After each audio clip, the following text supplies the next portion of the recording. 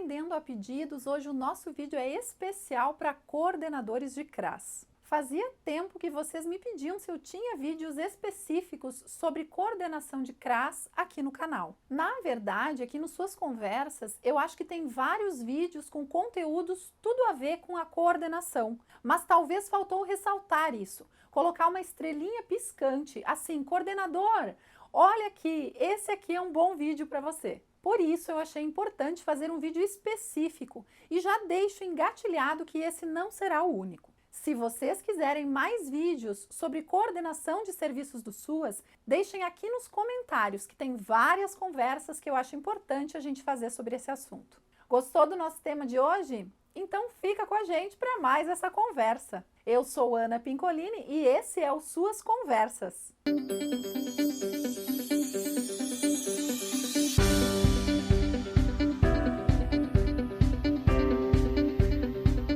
Olá, pessoas do SUAS e afins, tudo bem com vocês? Hoje a gente vai falar um pouquinho desse mundo da coordenação do CRAS. Mas antes de entrar no assunto, já curta esse vídeo e se inscreva no nosso canal, ativando o sininho das notificações para ser avisado das novas conversas que vão chegando por aqui. E siga a gente no Instagram e no Facebook, que é por lá que eu divulgo os cursos quando eles estão com inscrições abertas. O perfil e as principais atribuições do coordenador do CRAS estão lá na página 64 do nosso querido livrinho azul, as orientações técnicas. Mas claro que a gente não vai ficar lendo uma por uma das atribuições, até porque esse possivelmente é um material que você acessa direto. E claro que está aqui nas referências do vídeo para baixar, como eu sempre faço com todos os documentos que eu cito e que existem no formato virtual. De forma didática, eu costumo dividir a função do coordenador do CRAS em 3 grandes blocos, que seriam os seguintes: gestão de pessoas, gestão de serviços e benefícios e gestão da rede de proteção social básica do território. Os 2 primeiros blocos, que são a gestão de pessoas e a gestão de serviços e benefícios, são ações voltadas para dentro do CRAS, enquanto a gestão da rede da básica é uma função voltada para fora, pois ela olha para o território, ela olha para a relação da unidade CRAS com a rede referenciada. A gente não vai se deter muito nesse bloco da gestão da proteção básica do território, porque tem um vídeo bem completo sobre o CRAS e a gestão da rede, que é esse que está aparecendo no card. Ele é todo dedicado a essa relação do CRAS com os serviços de proteção básica executados no seu território de abrangência. Ele fala o beabá do referenciamento da rede, então se você é coordenador e ainda não viu esse vídeo, depois de terminar esse aqui, já olha esse de gestão da rede, que ele está imperdível para coordenadores de CRAS e também para secretários de assistência social. Nós vamos nos deter mais nos outros 2 blocos de funções, que eu disse que são voltados para dentro da unidade CRAS. O primeiro deles é a gestão de pessoas. Bom, sobre ele, a grande tecnologia do SUAS são as pessoas, são os seus trabalhadores. Você pode colocar no CRAS computadores ótimos, ter um veículo top para as visitas domiciliares, o CRAS ser instalado num prédio bem bonito, com móveis bem bacanas, e que bom se você tiver tudo isso. Só que a principal tecnologia, o principal recurso com o qual a gente conta, são os recursos humanos, são os trabalhadores do SUAS. Essa é uma das principais ações do coordenador do CRAS, fazer a gestão de pessoas.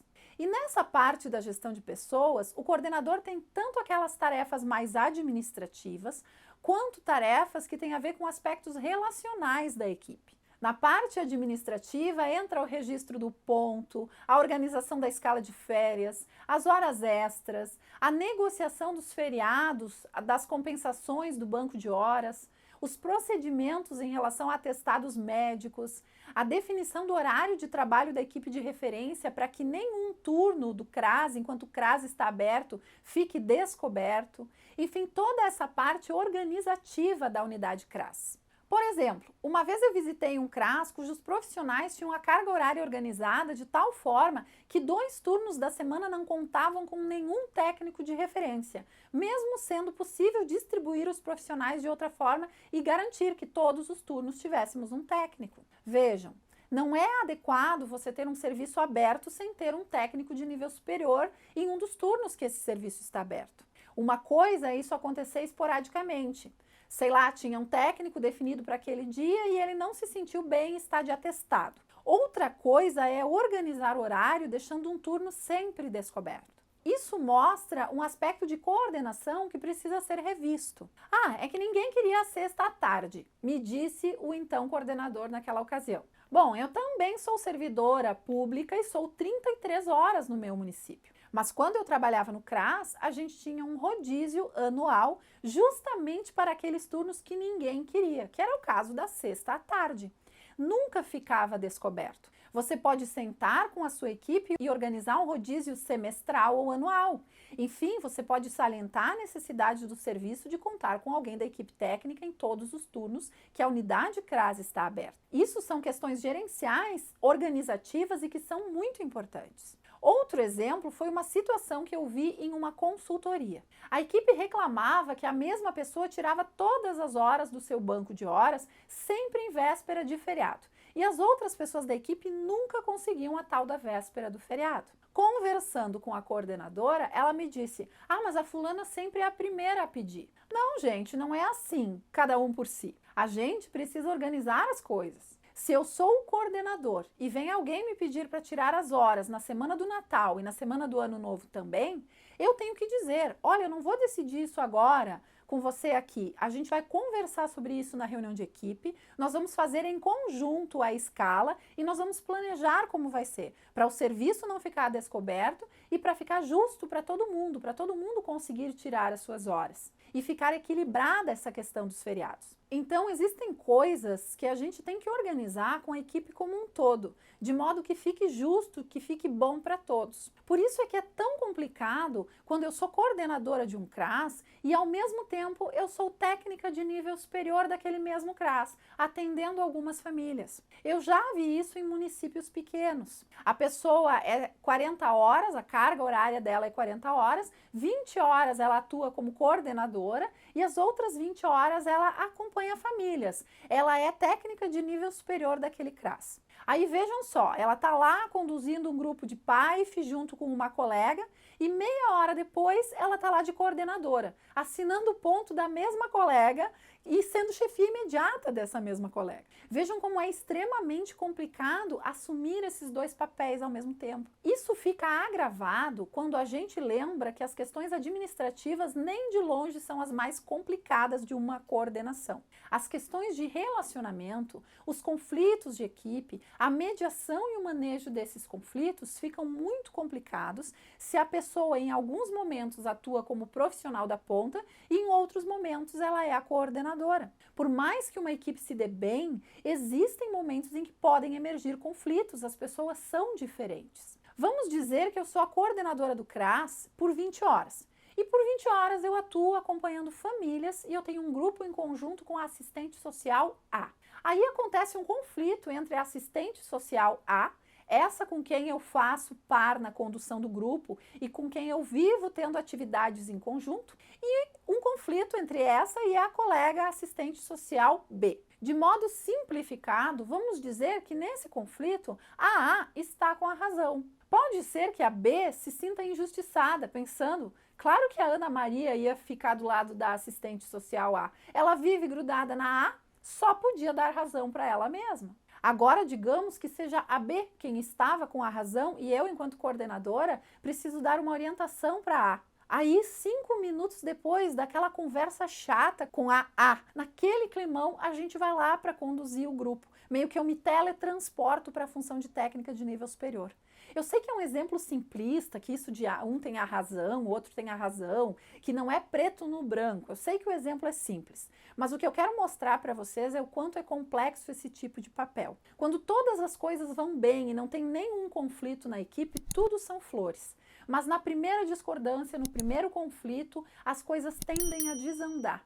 Então vejam que não tem por que a gente que lida com problemas tão complexos desperdiçar energia, se desgastar, enfraquecer o nosso vínculo de equipe por conta disso. Então dividir uma pessoa na função de técnico de nível superior ou de nível médio e de coordenador ao mesmo tempo é o tipo de barato que sai caro. Esse tipo de distorção pode gerar desgastes desnecessários, perda de tempo, enfraquecimento das relações na equipe. Então não é legal a pessoa ser ao mesmo tempo coordenadora e técnica do serviço, e a coordenação ela deveria ser uma função exclusiva.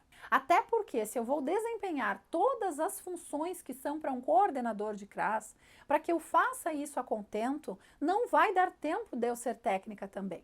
Isso porque, além dos blocos de atribuições internas do CRAS, eu tenho toda a gestão da rede, a relação do CRAS com os serviços executados pelas organizações da sociedade civil no território, a regulação das vagas desses serviços, o relacionamento cotidiano com essa rede, da qual falamos naquele vídeo lá da gestão da rede que eu sugeri que vocês assistam na sequência desse. E falando nisso, agora vamos olhar para outro bloco que se refere a olhar para dentro do CRAS, que é a gestão dos serviços e benefícios no âmbito do CRAS. Aí nós vamos falar na questão da rotina do CRAS. Quando a gente fala na gestão da rede, naquele vídeo ali que eu estou mencionando para você olhar, eu falo que existem organizações da sociedade civil que elas são anteriores aos SUAS. E que muitas vezes elas executam serviços que podem exigir a necessidade de processos de reordenamento em relação aos parâmetros atuais da assistência social. Então é comum a gente pensar em processos de reordenamento para se referir a serviços mais antigos, que remontam a um período anterior ao SUAS. Só que não é bem assim. Embora o CRAS seja um equipamento recente da assistência social, embora ele seja um equipamento cuja expansão se deu articulada ao SUAS, já fazendo parte do SUAS, não raro a gente tem que reordenar quem? O próprio CRAS. E o coordenador tem participação fundamental nesse processo, de organizar esse processo, de reorganizar a rotina do CRAS para que ele esteja de acordo ao preconizado nas orientações técnicas. Tem CRAS que nasceu bem depois das normativas, mas mesmo assim nasceu ofertando coisas que não estão na normativa, como o plantão social. Ou seja, ele é novo, mas nasceu ofertando algo do passado, da época que nem existia CRAS. É o que falamos do plantão social, esse fantasma que misteriosamente, sem ser convidado, tal como uma assombração, se consolida antes que se consolide o que está escrito lá nas normativas. Eu falo mais desse fantasminha nada camarada no vídeo que está aparecendo no card. Mas é isso, o CRAS é um equipamento novo e que não raras vezes cai na armadilha de já nascer tão novinho executando velhas práticas. Aí vai caber a coordenação, junto com a equipe de referência, reorganizar toda a rotina, todo o processo de trabalho do CRAS, para que ele execute o que ele tem que executar, para que ele execute o PAIF e a gestão da rede, que afinal são as principais funções do CRAS. As orientações técnicas do PAIF, volume 2, que são o nosso querido livro do guarda-chuva, tem um capítulo inteiro destinado especificamente a coordenadores. Esse capítulo se chama Diretrizes para a Organização Gerencial do Trabalho Social com Famílias no PAIF, da página 83 a 94. Eu vou deixar aqui embaixo para você baixar as orientações técnicas volume 2. Lá pelas tantas, nesse capítulo, a gente lê o seguinte: a principal incidência de atendimento no PAIF são as demandas espontâneas. Famílias que se dirigem ao serviço em busca de resolução de suas necessidades. Fato este, segundo coordenadores e demais integrantes da equipe de referência do CRAS, que gera um acúmulo de trabalho, não permitindo que o serviço desenvolva ações de caráter preventivo no território. Compreende-se que as demandas espontâneas alimentam o direcionamento das ações do PAIF. No entanto, elas não podem se configurar como a única fonte de análise do território. Dessa forma, é relevante que a equipe atente para a necessidade de planejar e organizar o serviço a partir também de outras fontes, como a busca ativa e os dados da vigilância socioassistencial. Nesse sentido, a equipe precisa buscar compatibilizar o tempo destinado às demandas espontâneas com o tempo destinado para desenvolver outras estratégias de atendimento focadas no trabalho preventivo, até como uma forma de romper com esse ciclo de atendimento reativo. Ou seja, gente linda, Sublinhem essa parte que está lá na página 88 do livro do Guarda-Chuva, volume 2. Para a gente conseguir superar esse modelo do plantão social, focado na demanda espontânea e reagindo ao que aparece, a gente precisa reorganizar a rotina e criar espaço e criar tempo para fazer as funções que são de fato as funções do CRAS e para a busca ativa e para a ação proativa, para a ação preventiva. Por isso eu insisto tanto em reorganizar a demanda. Eu falei disso bastante naquele vídeo do fantasminha do plantão social e também naquele vídeo da pobreza das ofertas. A gente ter uma tabela com todos os turnos que o CRAS está aberto e enriquecer essas ofertas, ofertando várias ações diferenciadas conforme as situações que se apresentam. E claro, mesmo reorganizando os processos de trabalho e nos aproximando do ideal do CRAS, as reorganizações sempre vão se fazer necessárias, de tempos em tempos. E se você é coordenador, é fundamental o seu papel nesse processo. Mas acalme o seu coração, porque esse processo nunca vai chegar ao Felizes para Sempre. Até porque o Felizes para Sempre muda de tempos em tempos. Isso faz parte do processo de aperfeiçoamento contínuo dos serviços e das unidades, de aperfeiçoamento dos SUAS. Assim como a vida, os serviços e as unidades não estão cristalizados no tempo. É aquilo que se fala na psicologia institucional, mais especificamente na análise institucional, sobre o instituinte e o instituído. As instituições tendem a ter práticas e significados consolidados, cristalizados. Mas sempre surgem forças instituintes que desacomodam aquele funcionamento instituído. Essas forças podem ser pequenas, quase imperceptíveis, mas elas têm este poder de desacomodar. Então, as novas práticas vêm e elas vão sendo instituídas, se consolidando e um dia elas também vão ficar meio caducas e vai ser necessário que elas sejam desacomodadas por novos movimentos instituintes. E como é que isso acontece? É lá na cabeça do coordenador que chega dizendo que acordou cheio de ideias e sentenciando a lei que vai mudar tudo? Claro que não. Isso acontece ao longo do nosso trabalho na nossa equipe. Nós precisamos construir estratégias de gestão que sejam participativas. Nós precisamos garantir espaços de discussão. Nós precisamos garantir a nossa reunião de equipe semanal em que a gente consiga planejar o cotidiano do CRAS e as mudanças que são necessárias. As reuniões de equipe não devem ser um espaço chato em que o coordenador vem e dá os informes da secretaria. As reuniões de equipe são um espaço potente para a gente deixar de ser um conjunto de profissionais que trabalham no mesmo espaço e se tornar de fato uma equipe. É aí, na reunião de equipe, que a gente planeja, que a gente constrói coletivamente as mudanças que a gente quer para o nosso CRAS. É ali que a gente planeja processos gradativos de mudança e marca a data para começar essas novas ofertas. É ali que a gente avalia o que deu certo e o que não deu tão certo assim. E nesse caso, vamos corrigindo rumos. Tudo bem, a gente pode errar, a gente pode recomeçar, a gente pode fazer diferente. É ali que a gente traça estratégias para que o saber dos usuários também seja incluído nessas construções e desconstruções. Então, como eu disse, acalme o coração, que é assim mesmo. A gente passa pela função da coordenação e junto com a nossa equipe, de modo participativo, a gente vai desconstruindo funcionamentos instituídos e vai instituindo novas práticas. Se hoje o instituído do seu CRAS é o velho plantão social, eu espero que esse vídeo seja uma centelha instituinte para contribuir com um movimento em direção a um CRAS que não viva de apagar incêndios, mas a um CRAS que contribua para evitar que os incêndios aconteçam. E aí, gostou da nossa conversa sobre coordenação de CRAS? A intenção era que essa conversa fosse leve, um bate-papo sobre esse lugar tão importante do coordenador. Se você quer aprofundar essa temática, quer que eu traga elementos mais complexos sobre esse tema, coloca aqui nos comentários. E se você gosta dos nossos conteúdos aqui no Suas Conversas, inscreva-se no canal e ative o sininho das notificações. Tchau! A gente se vê na próxima conversa.